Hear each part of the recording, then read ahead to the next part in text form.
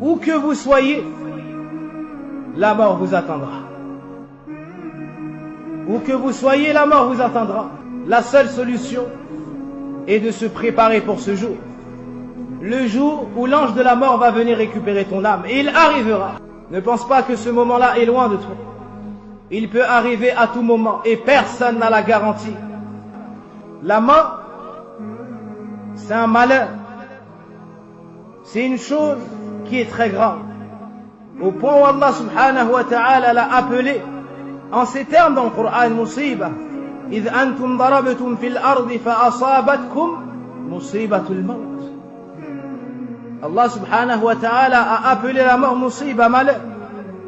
Dans quel état seras-tu, ô serviteur d'Allah, lorsque la mort se présentera à toi? Les gens seront autour de toi. Ton épouse te regardera et pleurera. Tes enfants tenteront d'amener un médecin. Et d'autres un raqi. Qila man raq, ay man yarqi. Hal min tabibin yudawi. Est-ce qu'il y a quelqu'un qui pourra lui faire ruqya? Est-ce qu'il y a quelqu'un, un médecin compétent pour le soigner? Mais lorsqu'Allah Azza wa Jal décrète cette chose, personne ne peut la repousser. Ni l'imam pieux qui sait faire ruqya, ni le médecin qui a fait de longues études. Allah nous décrit lorsque l'âme atteint la gorge et qu'à ce moment-là la personne voit cette réalité. Personne ne pourra lui rendre son âme. Lorsque les affres de la mort s'abattent sur celui qui agonise, voici la chose de laquelle tu fuyais. Tu étais distrait. Tu ne t'es pas préparé pour ce jour. Hada huwa sabab. Voici la grande cause qui pervertit les gens. Le fait d'être distrait du retour vers Allah, de la mort, de ses affres et du jugement dernier et de tout ce qui se passera après la mort. Ces gens-là vont regretter les nombreuses heures passées dans l'insouciance, dans la désobéissance d'Allah subhanahu wa ta'ala, loin des assises de science, loin des mosquées, loin de l'obéissance d'Allah azza wa jal. Ils vont regretter et ils vont supplier Allah subhanahu wa ta'ala alors qu'ils seront yawm al-qiyam, alors qu'ils seront en enfer. Mais est-ce que cela sera profitable après le jugement? Kalla. Et lorsque la mort vient sur l'un d'entre eux, il dit: ô mon Seigneur, fais-moi revenir. Pourquoi est-ce qu'il souhaitera revenir à ce moment? Est-ce que c'est pour voir son épouse? Est-ce que c'est pour voir ses enfants? Est-ce que c'est pour amasser encore plus d'argent? Ou voir ses amis? Ou profiter de ce bas monde comme nourriture et boisson? Pour perdre son temps devant la télé comme il le faisait fit dunya? Non, cher frère. La'alli a'malu salihan fima tarakt. Afin que je puisse faire des bonnes actions, contrairement à ce que je faisais auparavant. Mais cela ne sera pas accordé. Le prophète sallallahu alayhi wa sallam a goûté cet instant. Il a goûté aux affres de la mort et il disait: La ilaha illallah, inna lil mawti la sakara. Yadkhulu yadah al-sharifa fi rakwa fi ina'in saghir. ويمسح وجهه ويتألم ويصبر ويحتسب ويقول لا إله إلا الله إن للموت لسكرات.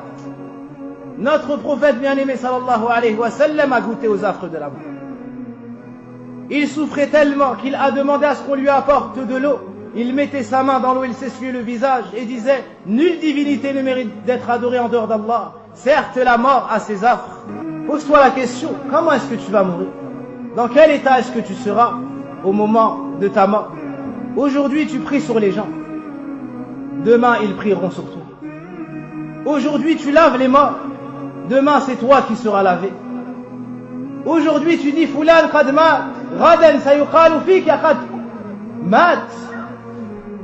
Aujourd'hui, tu dis: un tel est décédé, rahimahullah. Demain, c'est de toi dont il s'agit. C'est ton nom qui sera cité. Les gens vont pleurer un peu sur toi, puis ils t'enterreront. 3 choses te suivront: ta famille, tes biens et ton argent. Une seule chose, ou plutôt ta famille, tes biens et tes actions. Et seules tes actions resteront avec toi. Puis ils retourneront Cette femme se remariera probablement.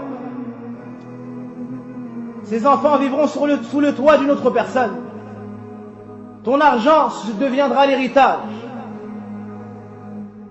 Et tu resteras seul avec pour compagnie que les vers, que la terre pour lit et tes actions.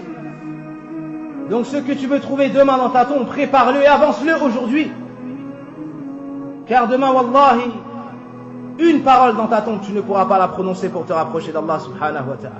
Un des pieux prédécesseurs a dit, ça fait 30 ans que je me prépare pour ce jour, pour la mort. Un autre, au moment de mourir, son épouse pleurait à côté de lui. Il lui a dit, pourquoi est-ce que tu pleures? Elle lui a dit, je pleure pour toi, ne vois-tu pas ton état? Il lui a dit, si tu veux pleurer, pleure pour toi-même. Moi, ça fait 30 ans que je pleure pour ce jour-là, que je me prépare pour ce jour-là.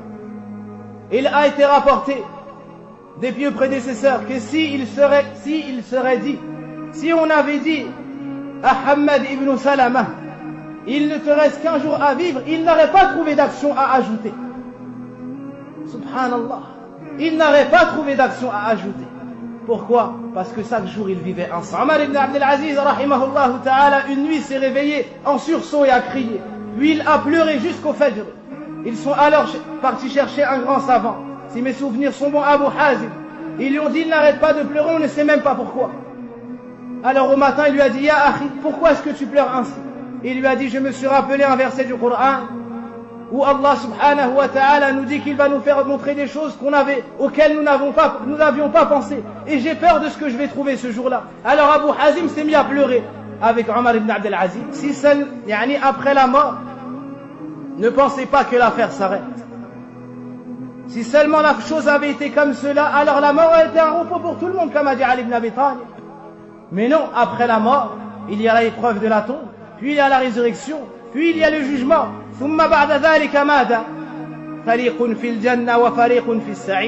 Après cela, les gens se diviseront en deux. Il y a une partie qui ira au paradis et une autre partie qui ira en enfer.